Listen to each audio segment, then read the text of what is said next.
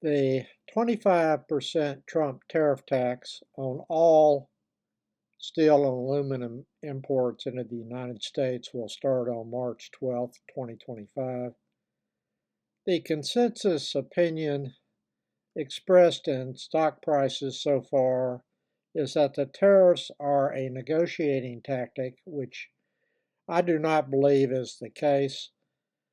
Trump's stated intention is to rejuvenate investment in steel and aluminum production in the United States through the use of tariffs as a form of protectionism.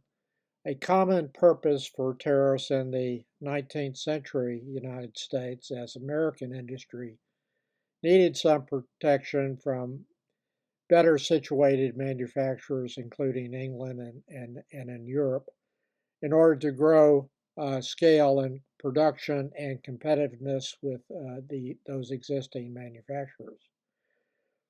Trump has repeatedly stated that the U.S. does not need Canada, and he has made it crystal clear to the Canadians and everyone else that he wants products made in Canada, like auto parts, to be made solely in the United States.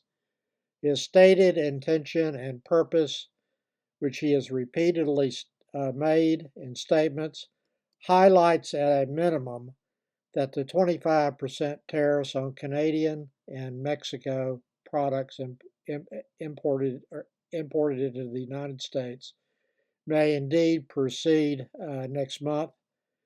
In his Super Bowl interview with Fox News, Trump stated that the Canada and Mexico were not doing enough to stop the tariffs from going into effect early next month. The purpose of the tariffs on Canadian products has nothing to do with fentanyl or illegal immigrants crossing the 5,525 mile border with the U.S., since neither of those issues are material and to the Canadian-U.S. border. And Canada has already agreed, prior to Trump imposing tariffs, all that it can reasonably be expected to do, as Trump already knows. But that didn't stop him from imposing the 25% tariff.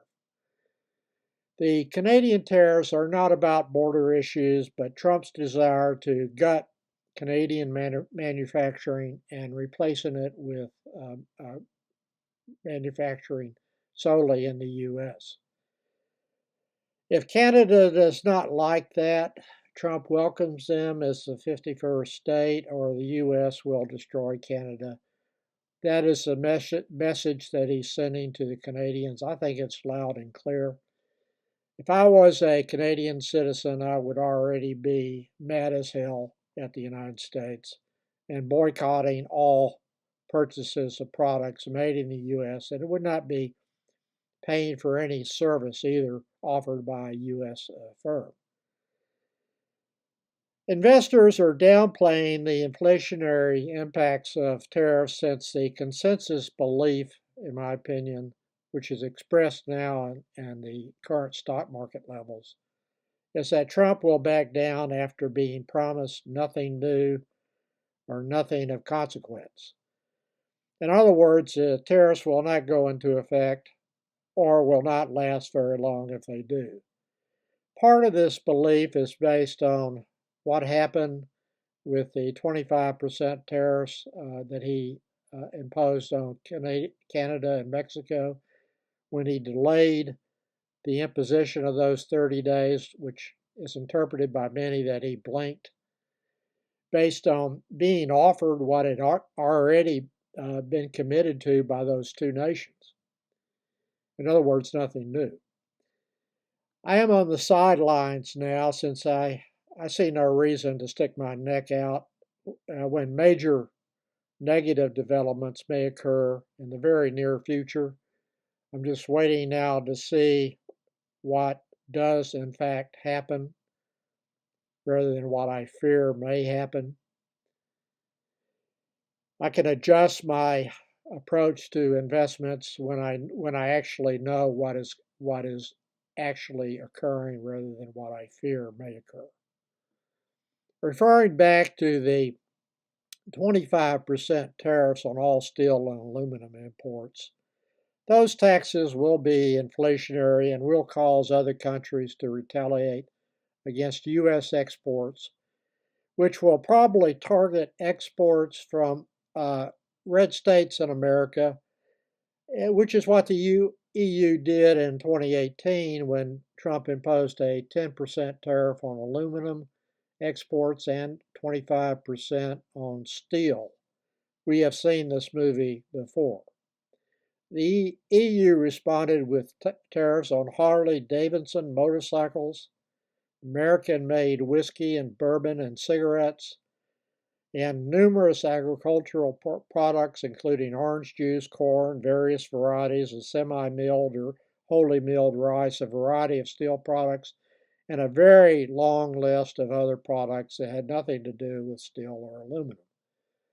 The way the game is played, and Trump knows this because he actually had the experience of what happens in his first term, is that the retaliation from the foreign countries will be aimed at states that voted for Trump. So significant negative impacts can be expected in the retaliatory tariffs throughout the world, particularly in aiming at the rural and agricultural regions in the United States. I published earlier a video about how Trump's earlier tariff war during his first term ended up with Brazil replacing U.S. farmers as the main soybean exporter to China. Prior to Trump starting that earlier trade war, America and Brazilian farmers were about equal in their China exports of soybeans. Now Brazil is 3 times larger. U.S. farmers have permanently lost foreign market share as the nations hit back at red states for Trump attacking them, which is viewed as Trump attacking them by them. If Trump's 25% tariff tax on U.S. imports of steel and aluminum do go into effect, most of the inflation, and there will be significant inflation, will not be in packaging costs like Coke cans, for example, but in heavy users of those materials in the U.S. production process of cars, trucks, buildings, bridges, and other infrastructure facilities, and heavy machinery like the ones manufactured by Deere and Caterpillar. Prices of those items could easily rise $1,000 or more, several $1,000s if the percentage of steel and aluminum content is high, which is the case for many of these heavy machinery type products. A combine is going to be a lot more expensive going forward than, for example, particularly compared to like a small tractor. It is not like the Trump tariff tax will be listed on the price sheet for a new vehicle. Trump's tariff taxes are silent and not in your face like a sales tax receipt from an expensive purchase, which you can see by simply looking at the receipt. Tennessee has a very high sales tax.